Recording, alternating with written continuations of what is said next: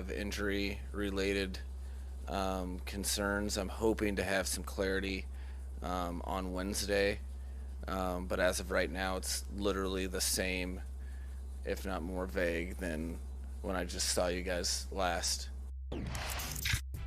In 2 matchups versus the Bills this season, Tua Tagovailoa had some success, leading the Dolphins to a 21-19 win in that first matchup in Miami. Tua posting a QBR of 80 in that game and avoided any big mistakes, not throwing an interception in either matchup. Key and Mina back here with us. Key, I'll start with you. If Tua is available to return for that game, do you think the Fins can beat the Bills?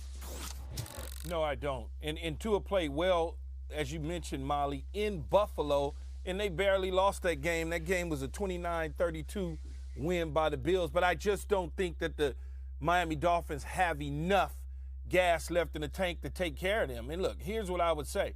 Their defense has been sputtering along. You can, at times, take Waddle out the game as well as Tyreek Hill, and we saw that last week. And so when you look at this, Buffalo is a machine at home. And when you start talking about weather factoring into it, and I know the Dolphins in December a couple weeks ago played them down to the wire and played them good, but I just don't think they have enough firepower both sides of the ball, offensively and defensively, to match Buffalo at home. Well, you know what? Thank you for being Captain Obvious. That's what you called me with my A-list. That's what I'm going to call you here. What you mean? That's what you called me on my Captain Obvious, what you mean? The question was, do they have enough with Tua? Hold it. When I did my A-list, you sat up there and said, so what? I mean, you got the right 5 teams, but it ain't hard. I'm telling you, the answer to that question wasn't hard. Captain Obvious. Hell no, they can't win no damn games without Tua Tagovailoa. We've seen their offense, which has been putrid, to say the least, whenever Tua Tagovailoa ain't on the field. Here's the thing that shocks me, and I'll just hand it to you, Mina, because I don't have much to say about this. I needed to look at these numbers right here for Teddy Bridgewater, and I'm going to tell you why. If I'm Teddy Bridgewater, I need to reflect on my career. When you've been in this lineup as the quarterback, when Tua Tagovailoa ain't in it, what a drop-off. I mean, what a damn drop-off. Now, I understand that Tua's very good. He's not a scrub. And I know they drafted him 5th overall, and that's the future face of the franchise when he's healthy, and Tyreek Hill loves him, and Waddle loves him. And we get all of that. But damn, what a drop-off when Tua ain't in the lineup. I'm Teddy Bridgewater. I got to look in the mirror a little bit. Okay, Captain Obvious. I got to defend Teddy here. He didn't get to start and finish a game for the Miami Dolphins in Tua's absence. I actually thought he played pretty well against the Patriots where that pick 6 knocked him out. But I'll say this. We're all talking about Tua and can the Dolphins win with or without Tua. Here's the name that has me worried about this game, Teron Armstead. His splits in and out of the lineup, the impact on that offense are just as dramatic, frankly. And if he can't go, he's injured. They're also down their right tackle, Brandon Shell. That would lead me to have no faith in this team, regardless of who's playing quarterback against the Bills. All right. Up against it. Let's roll, guys. More first take after the break. We got one more commercial to get in. Remember that, like, here comes the emotional moment. It's like, always make sure they remember the day they played the Titans. Even if you're going to lose, but leave an impression. Let them know that you were there. Have them remember how hard it was to beat you. Like, leave something of yourself there. When you get blown out like that, it's like you didn't even leave an impression. You know what I mean? It's as a fan, it's like, oh, man. You feel like you didn't get repped. I don't know. That's how I get it. I get it as a fan. But you're talking to 2 players, though, Max, and we ain't having it. I know it. Cardinals fire Cliff Kingsbury, guys. Really? And GM Steve Keim steps aside.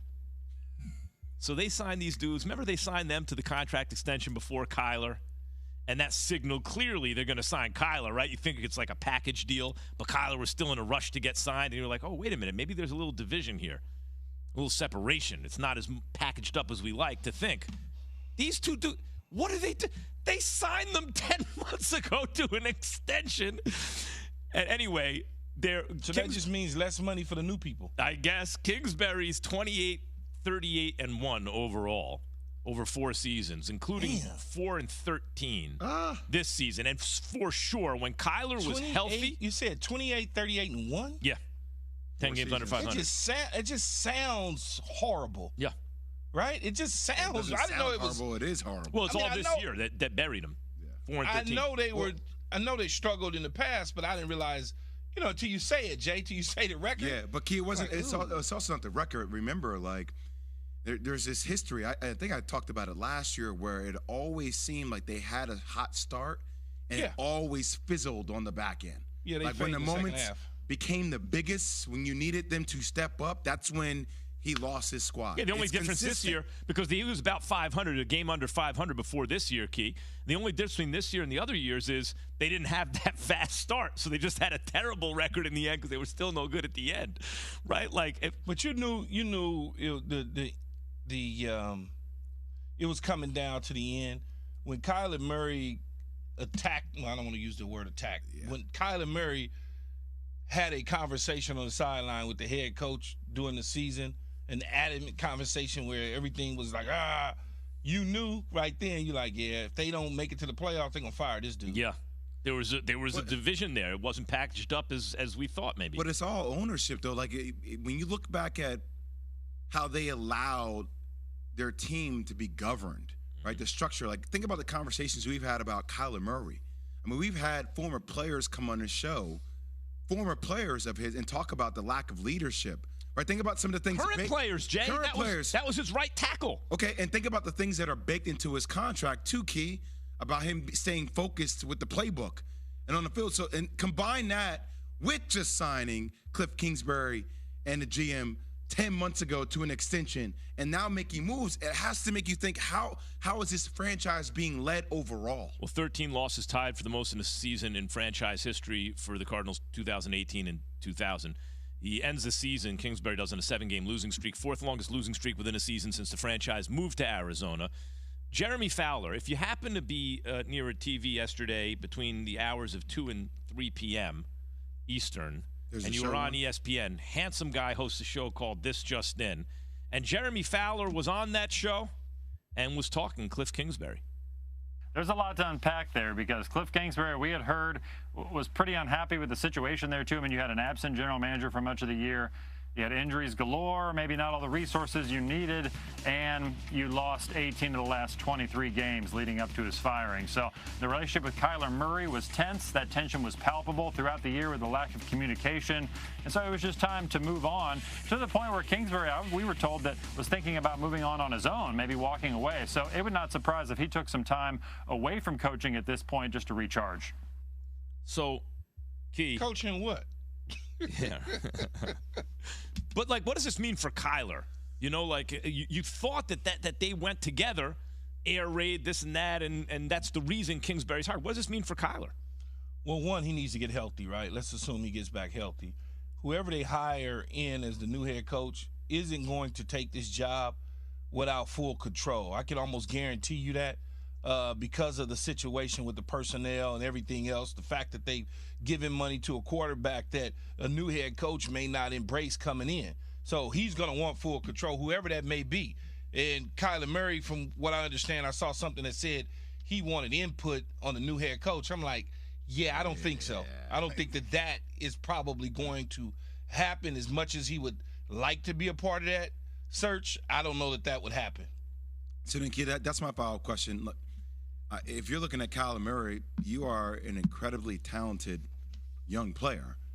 But as it relates to who's making these decisions about who's coming into this franchise, you can allow to hear his input, but I wouldn't compute any of that input. You know what I mean? I do. To the degree, thank you, Kyler, for whatever you have to say, but I'm going to make the decision what's in the best interest of the franchise. And I mean the normal cast of characters, right? Sean Payton, is that something that he's interested in? If it is between the Chargers or the Cardinals, I'm looking at Justin Herbert way differently than I'm looking at Kyler Murray.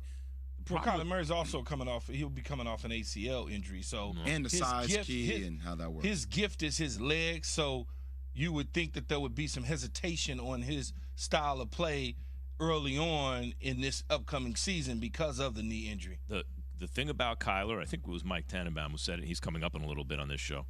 When you talk about the greatest athlete, just athlete on earth, he's on a short list. When you think about what he's able to do, He got drafted way up high in baseball by the Oakland A's. Billy Beane doesn't waste draft picks, like 6th overall. He's a quarterback in the NFL, achieving at a high level when he's on the field and healthy and everything.